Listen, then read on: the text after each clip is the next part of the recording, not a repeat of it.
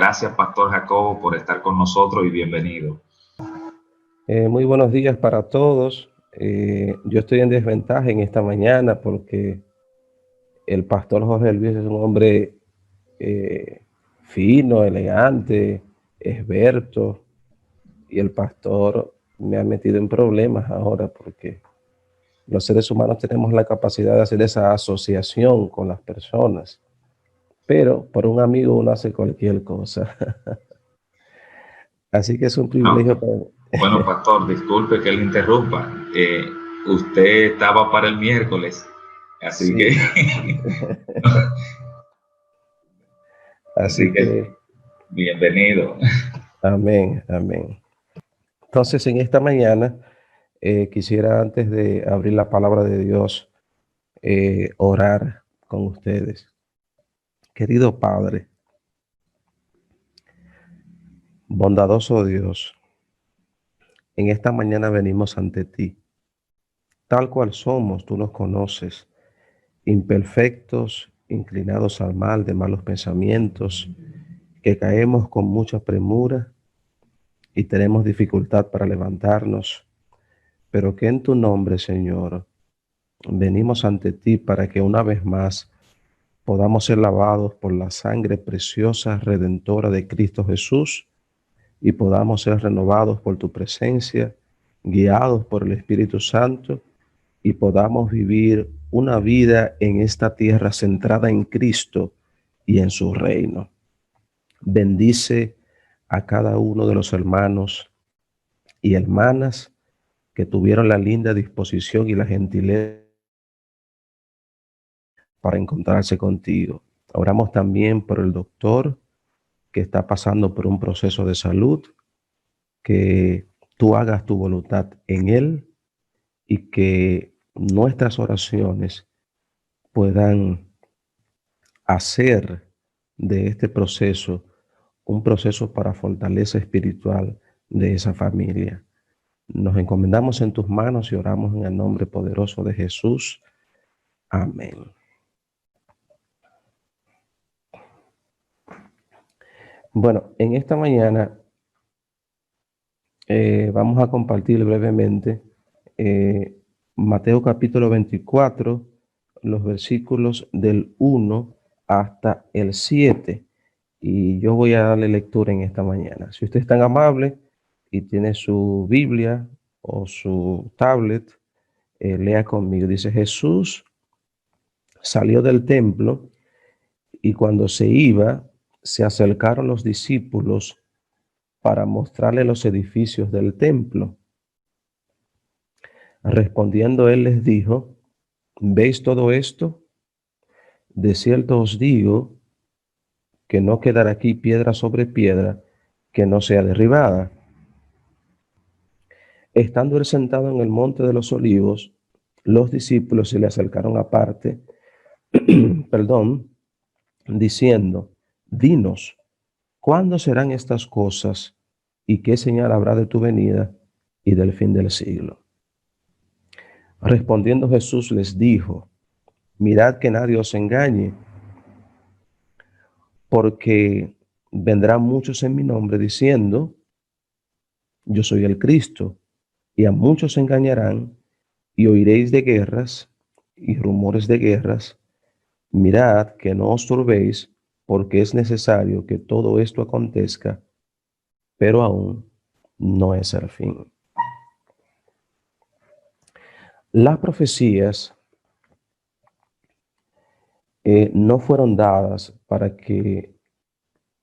satisfacer nuestras curiosidades acerca del fin del tiempo, sino que la profecía más bien fue dada para enseñarnos a cómo vivir en el presente.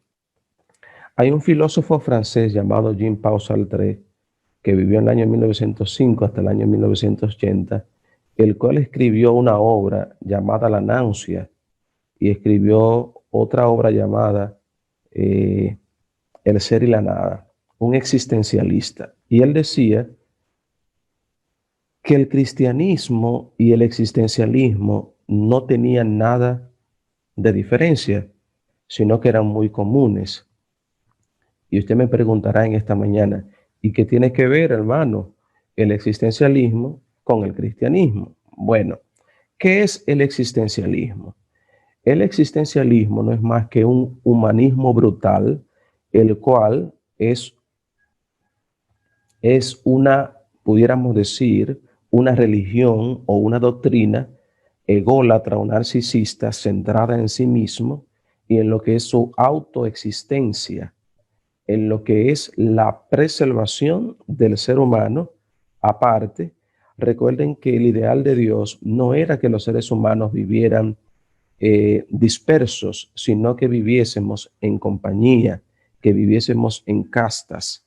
No obstante, el mundo ha cambiado y por tal razón hemos tenido que vivir de la manera en que vivimos. El existencialismo, por tal razón, al igual que el cristiano, quiere una casa, al igual que el cristiano, necesita o quiere una carrera universitaria, necesita dinero en el banco, necesita una mujer, necesita hijos, necesita autorrealización, necesita relaciones íntimas coitales y necesita también mantener eso lo que se llamamos, pudiéramos decir, relaciones sociales.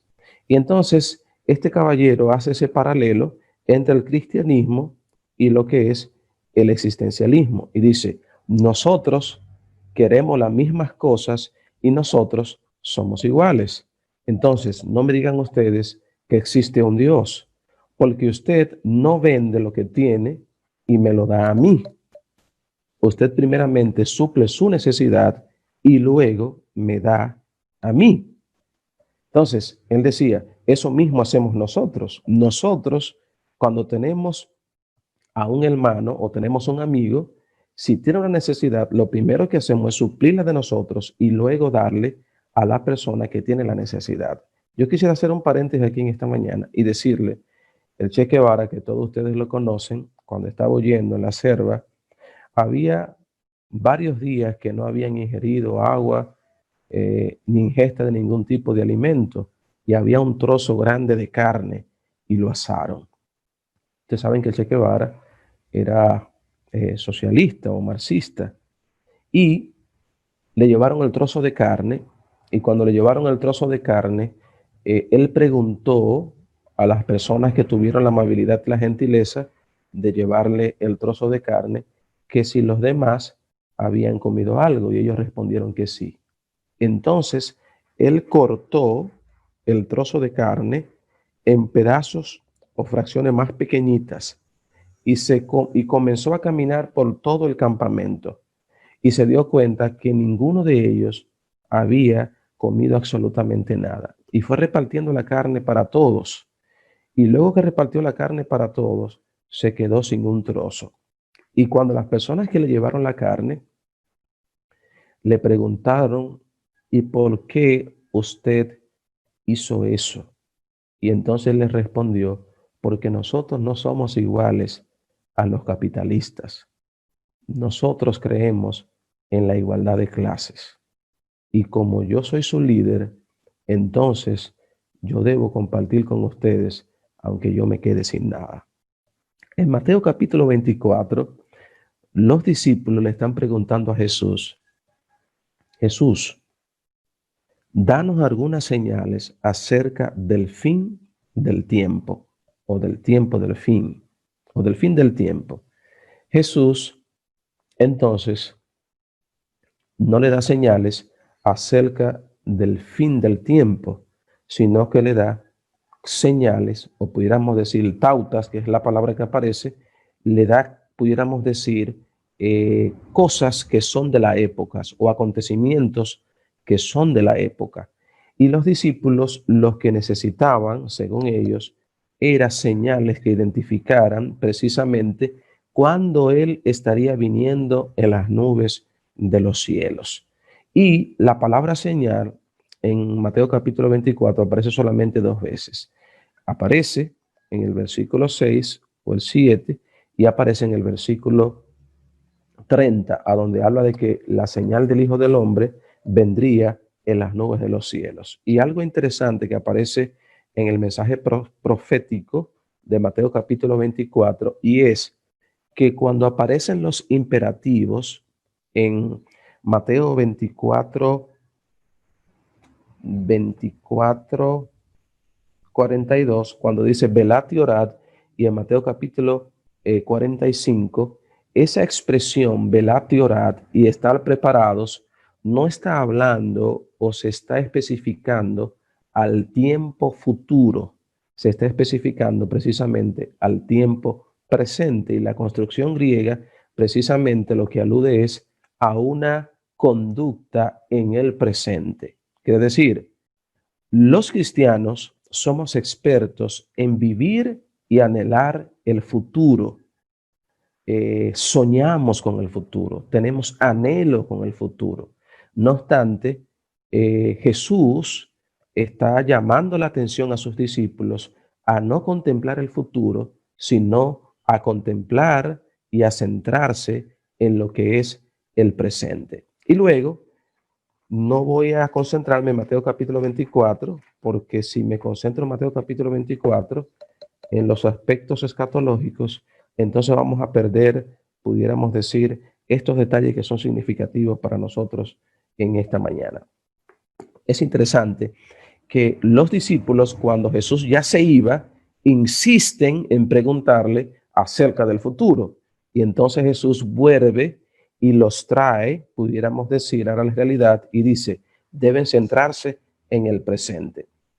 Lo primero es que en Hechos capítulo 1, versículo 8, dice, pero recibiréis poder cuando haya venido sobre vosotros el Espíritu Santo, y me seréis testigos en Jerusalén, en toda Judea, en Samaria y hasta lo último de la tierra. El Espíritu Santo debería venir sobre ellos para predicar el Evangelio, pero dentro de la predicación del Evangelio, entonces habían elementos que eran tan significativos como la predicación del Evangelio. Y en Hechos capítulo 2, versículo 1 en adelante dice, y cuando llegó el día de Pentecostés, estaban todos unidos juntos, y de repente vino del cielo un estruendo como de un viento recio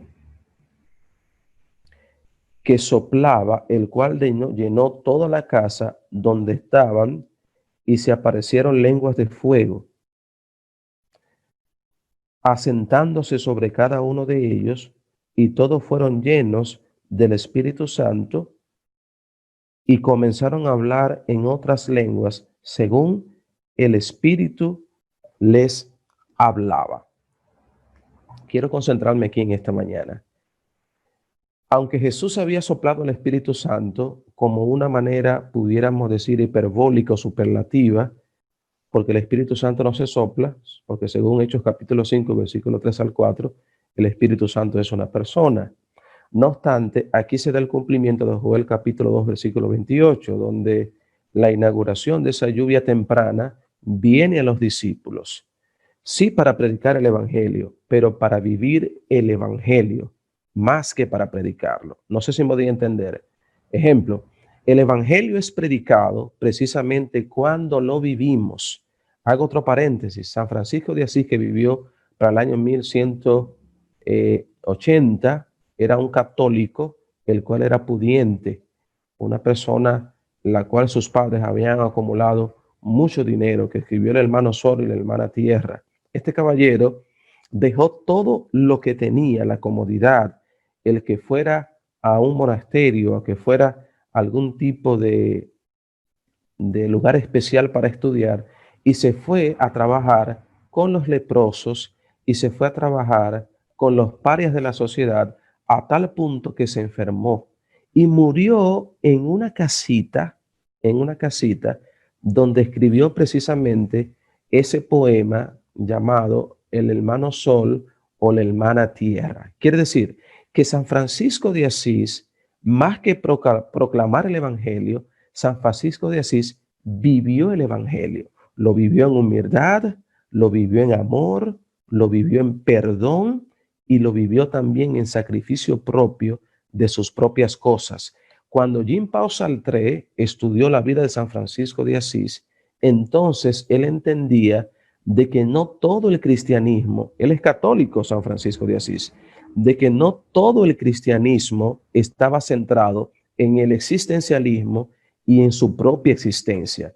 Y cuando los cristianos vivimos basados en nuestra propia existencia, en lo que debemos recolectar para vivir en esta tierra, entonces triste y llanamente podemos maltratar al prójimo que está a nuestro lado. Porque si alguien me miente, si alguien lacera mis emociones, si alguien yo entiendo que tal vez no está a mi nivel, puede hacer que yo utilice cualquier dislate o cualquier término despectivo o peyorativo que vaya en detrimento de la persona.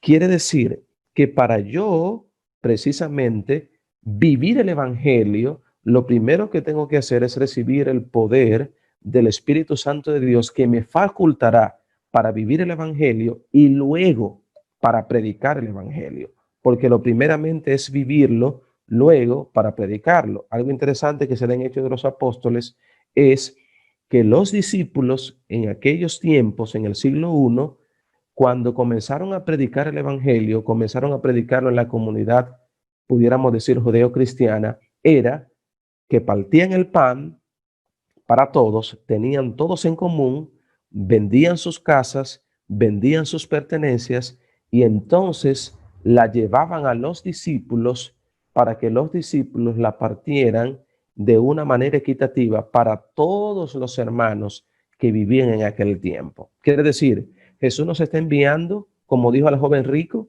que vendiera todo lo que tenía.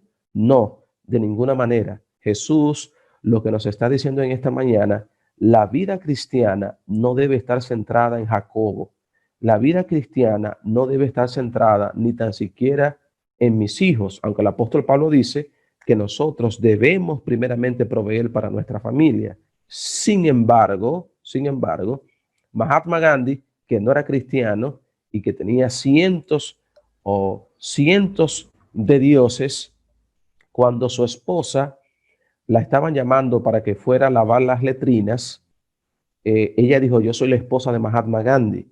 Y cuando ella fue donde Mahatma Gandhi, entonces Mahatma Gandhi le respondió, porque eres mi esposa, es que tú debes ir con todas las demás mujeres a lavar las letrinas. Quiere decir que Mahatma Gandhi, que no era cristiano, tenía un alto concepto precisamente de lo que era la igualdad entre los seres humanos. Quiere decir que nosotros somos llamados por el Señor Jesús, a velar y a orar, a velar y a orar. ¿Y cómo velamos? Precisamente con nuestras actitudes, precisamente con nuestro comportamiento, precisamente con nuestras palabras, precisamente con nuestro respeto, precisamente mostrando esa humildad, precisamente mostrando ese amor desinteresado y un amor que es altruista, que va dejando huellas aún usted desaparezca de esta tierra. Quiere decir que si nosotros queremos trastornar el mundo, si nosotros queremos trastornar nuestro medio ambiente, si queremos trastornar nuestro trabajo, si queremos trastornar la universidad a donde estamos, el colegio, si queremos trastornar a los amigos que viven en nuestro vecindario, si queremos trastornar a la familia de nuestra esposa que todavía no conoce de Jesús, nosotros tenemos que tener un comportamiento totalmente diferente a ellos. El ingeniero Cueto habló acerca del sacrificio que muchos de ustedes hicieron para levantarse de mañana. Y él decía que para Dios no hay sacrificio. Por el sacrificio más bueno para Dios, o pudiéramos decir, el sacrificio que Dios observa con detenimiento, es el sacrificio de una persona la cual se ha despojado de ese narcisismo ególatra y de ese existencialismo y está viviendo precisamente como que Jesús y el reino de Dios están en esta tierra. Hay una cita de la sierva del Señor que se encuentra en Testimonios para la Iglesia, tomo 2, página 293, que dice, déjeme ver si me acuerdo, pastor, me estoy poniendo viejo. Dice, la cita dice, la iniquidad prevaleciente no es la obra exclusiva del incrédulo y del burlador. Ojalá fuera tal el caso, pero no es así. Muchos hombres y mujeres que profesan la religión de Cristo son culpables. Aún los que esperan su pronta venida no están más preparados para ese suceso que Satanás mismo. ¿Por qué no están preparados? Porque han vivido durante mucho tiempo sumergido en sus concupiscencias y sus pensamientos son por naturaleza impuros y sus imaginaciones son corruptas. Y quiero quedarme con un pedazo de esta cita. Noten que la sierva del Señor puntualiza que no están más preparados para el suceso de la segunda venida que Satanás mismo. Lo que está puntualizando la sierva del Señor y diciendo, ellos están esperando el reino, están atentos precisamente a las señales en el cielo, a las señales en la sociedad, a las señales en las diferentes entidades, pudiéramos decir, de esta tierra. Sin embargo, no están preparados para vivir en el reino que trae precisamente Jesús. No están preparados más que Satanás. Y no estoy diciendo la iglesia central, estoy diciendo el pastor Jacobo está predicando el evangelio y está diciendo que Cristo viene y está pendiente a las señales, a los acontecimientos, a la ley dominical, a el nuevo orden mundial. Sin embargo, no está más preparado para encontrar a Cristo que Satanás mismo. Por tal razón, Jesús apela a los discípulos y le dice, de este templo no quedará piedra sobre piedra. En Ageo 2 decía que el templo fue construido de piedra sobre piedra. Y Jesús dice, no quedará piedra sobre piedra. Y entonces Jesús le dice, no le será dada señal. Cuando leemos en Hechos capítulo 1, versículo 9, dice, y dicho estas cosas, viéndolo ellos, fue alzado y lo recibió una nube que lo ocultó de sus ojos. Y estando ellos con los ojos puestos en el cielo, entre tanto que él se iba, se pusieron junto a ellos dos varones con vestiduras blancas, los cuales le dijeron, Galileos, ¿por qué estáis mirando al cielo? Este mismo Jesús que ha sido tomado de vosotros al cielo, así vendrá como lo habéis visto ir al cielo. Ahí Jesús también le responde, no le va a ser dada señal más que la es dada en la buena potestad. Quiere decir, Jesús estaba concentrado en que los discípulos pudieran vivir el reino del cielo o el reino eterno, pudieran vivirlo aquí en el planeta Tierra. No obstante, no hemos distraído. La sierva del Señor, en la primera visión que tuvo en el año 1844, en diciembre, observó un camino que iba hacia la Nueva Jerusalén. Y cuando ella miró el camino, no observó a los adventistas del séptimo día y se entristeció. Luego miró, porque el ángel le dijo que mirara más arriba, y cuando estaba mirando más arriba, observó a los adventistas del séptimo día. Pero mientras iba caminando, el camino se hacía más estrecho, más angosto. Los pies de los que iban caminando estaban sangrando y había otro camino paralelo, el cual tenía rosas y demás. Y había un gran precipicio. ¿Y saben qué hicieron muchos de los adventistas? Me voy a incluir a mí, el pastor Jacobo y algunos de sus familiares. El camino era tan angosto que en vez de transitar por el camino, lo que hacían era que se tiraban al precipicio.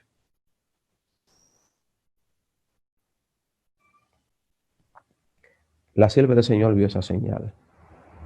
Y yo sé que eso no va a acontecer con esta iglesia, porque esta iglesia se está concentrando en el vivir el reino de Dios en esta tierra. Esta iglesia se está concentrando en cada día caer de rodillas temprano de mañana.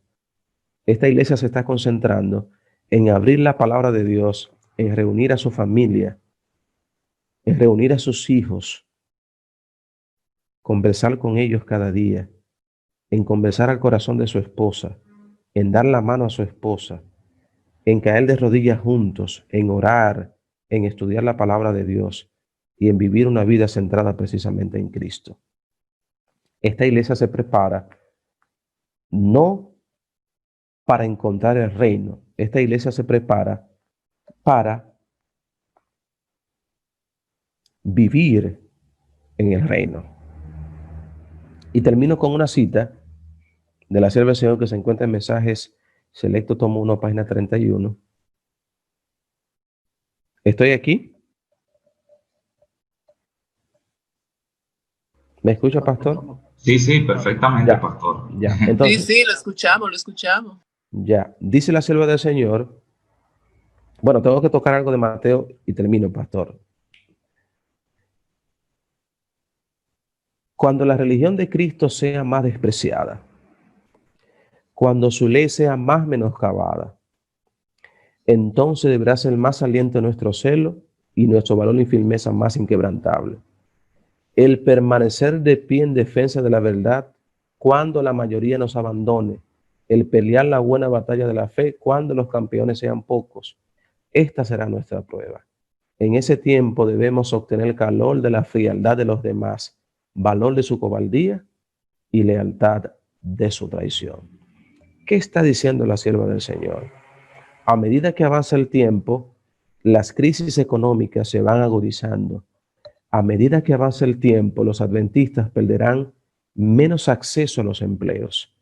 A medida que pasa el tiempo, los alimentos se van a convertir exiguos y habrá más personas en nuestra iglesia que estarán en medio de la parvedad, que estarán en medio de la exigüedad. A medida que pasa el tiempo,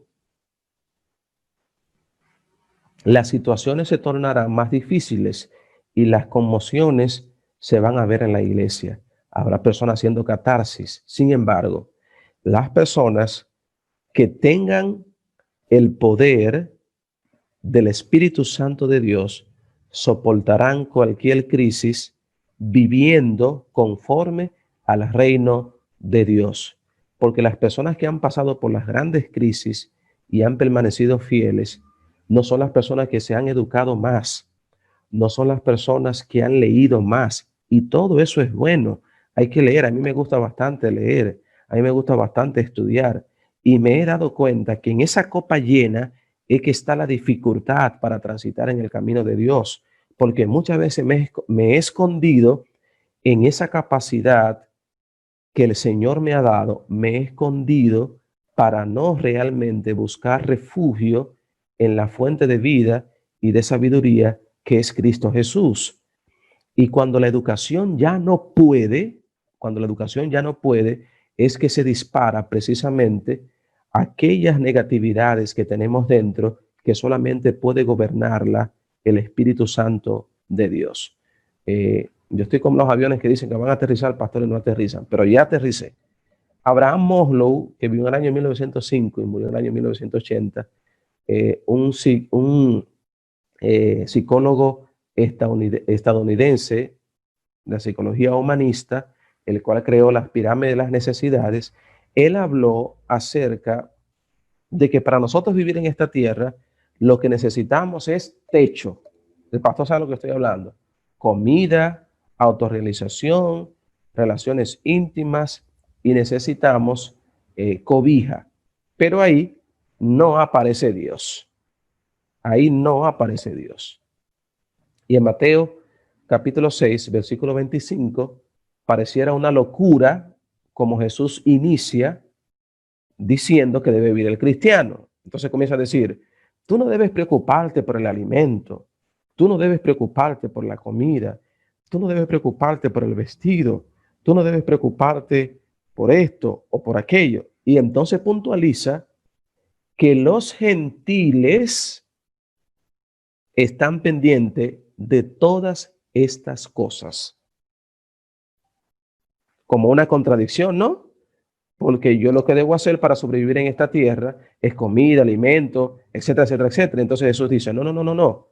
Lo primero que tú debes hacer no es buscar la comida, no es buscar el trabajo, no es darle educación a tus hijos. Hay padres que se levantan y lo primero que hacen es hacer el desayuno, en vez de reunir a su familia para orar, estudiar la palabra de Dios y darle la costumbre a los niños. Pero el estómago está primero.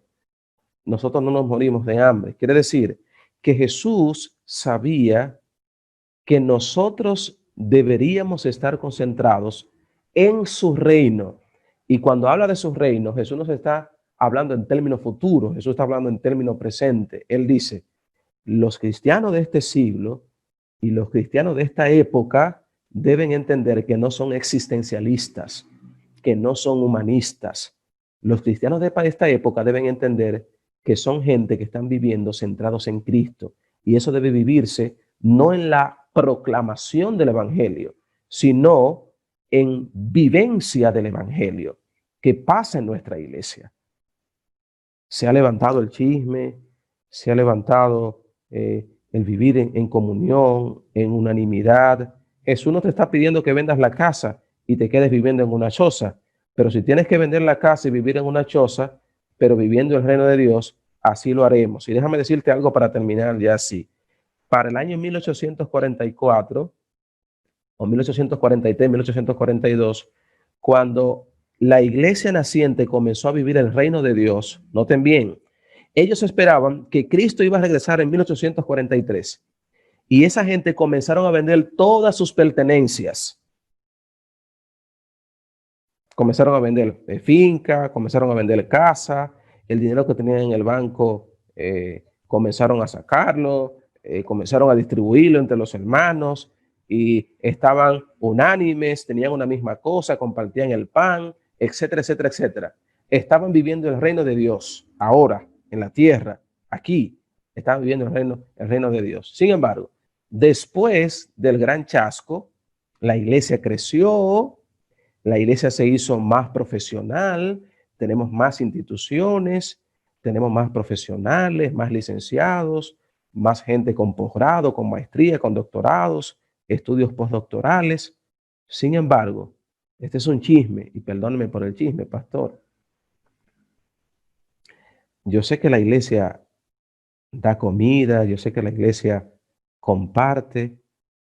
Sin embargo, todavía no hemos llegado a la estatura de la iglesia del siglo I y ni hemos llegado tampoco a la estatura de la iglesia que estuvo previa al chasco de 1844.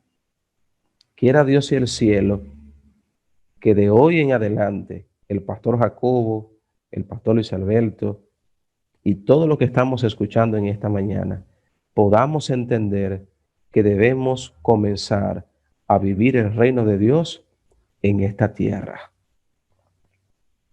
Porque esta tierra es la que necesita que tú y yo vivamos como que el reino de Dios ya está aquí y podamos beneficiar a los demás precisamente con un ejemplo como el que dejó nuestro gran maestro, Cristo Jesús. Y termino con esta cita, pastor, que es del reino precisamente, que dice: el fin del conflicto ha terminado, ya no hay pecado ni pecador, la misma pulsación de gozo y alegría late en toda la creación, de aquel que todo lo creó, manan vida, luz y contentamiento en toda la expansión del espacio infinito, desde el átomo más imperceptible hasta el mundo más vasto.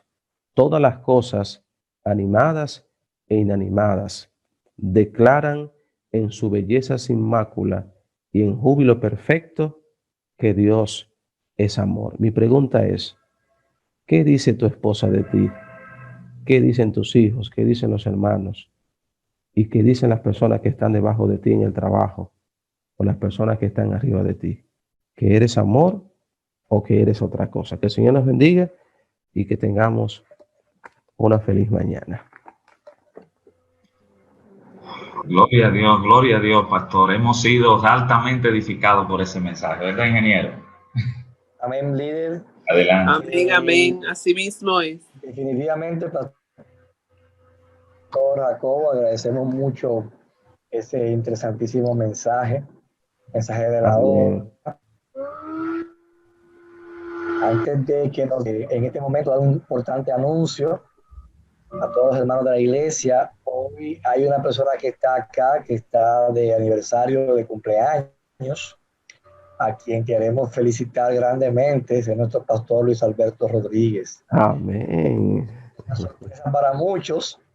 Me llegó un fax, pastor, ahora mismo eso. Yo, ¿cómo? Pues tenemos que anunciarlo para que en el día de hoy mantengamos en oración por el pastor y su familia, por su ministerio, por el gran trabajo que está haciendo en la iglesia. Y que el Señor le siga dando años de vida conforme a su voluntad en sus caminos. Y por supuesto, le asegura la vida eterna. Cuando te pueda hoy, el pastor en un momentito mandará su número de cuenta personal, lo pasará por ahí. Para los que quieran hacer un regalito. Los cajeros están abiertos, aunque los bancos no, el día de hoy, si no se preocupen. Y también, pues quiero saludar a varias personas que están acá. Veo a mi gran amigo John David, que está por ahí. Un gran saludo, mucho aprecio para ti y tu familia. Gracias por acompañarnos, a todos los demás hermanos y amigos que han estado con nosotros en esta mañana. Mañana continuamos a la misma hora. ¿Estaremos hasta qué día, pastor? ¿Toda la semana? Hasta el viernes, correcto. Hasta el viernes y lo importante, ingeniero, es compartir con otros lo que está ocurriendo y que nos motivemos a traer a alguien más. Exactamente, por eso estamos compartiendo el enlace con anticipación para que lo podamos compartir con amigos y familiares, y además también el hermano Alexis está transmitiendo en vivo por Facebook. Pues, si alguien no entra hay personas que a veces no tienen Zoom, pues lo pueden ver por Facebook o también por YouTube. Así que en este momento permitamos que el pastor Jacobo nos despida en esta mañana de esta transmisión. Amén.